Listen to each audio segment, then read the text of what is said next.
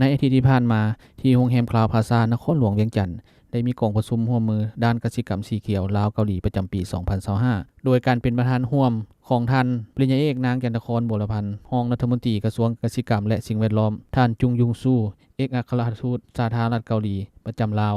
ท่านนางขยองมีคิมผู้ต่างหน้าองค์การอาหารและการเกษตรประจำลาว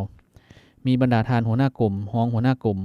หัวหน้าแผนกรองหัวหน้าแผนกผู้ต่างหน้าจากแขนงการที่เกี่ยวข้อง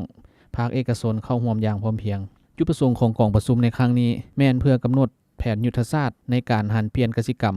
การส่งเสริมการลงทุนเทคโนโลยีที่ทันสมัยและส่งเสริมการพัวพันร่วมมือระหว่างวิสาหกิจสาธารณรัฐเกาหลีและภาคส่วนที่เกี่ยวข้องทางด้านกสิกรรมและป่าไม้เคียงคู่กับการปรับปรุงและปฏิบัติบรรดานโยบายติดพันกับการส่งเสริมการลงทุนเป็นต้นแม่นนโยบายส่งเสริมการลงทุน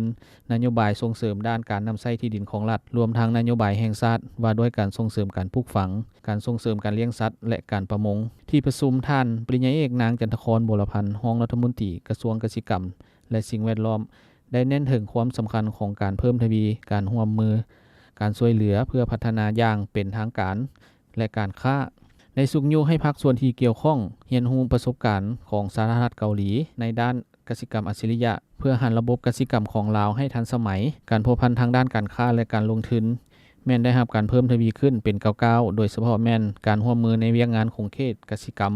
ป่าไม้เป็นต้นการสร้างความเข้มแข็งทางด้านวิชาการการส่งเสริมศูนย์บริการเทคนิคพื้นฐานโครงล่างการร่วมมือทางด้านวิชาการและการฝึกอบรมต่างๆในที่ประชุมได้มีการลงนามบทบันทึกความเข้าใจ MOU และบทบันทึกข้อตกลง MOA สำคัญ2ฉบับคือระหว่างบริษัท V Bright Group สาธารณรัฐเกาหลีกับสถาบันค้นคว้ากสิกรรมป่าไม้และพัฒนาชนบทเพื่อร่วมมือในการค้นคว้าและพัฒนากสิกรรมอัจฉริยะร่วมกัน2ระหว่างบริษัท V Bright Group กับคณะเกษตรศาสตร์มหาลัยแห่งชาติเพื่อดำเนินการค้นคว้าและทดลองเทคโนโลยีกสิกรรมอัจฉริยะที่ทันสมัยร่วมกันในอนาคต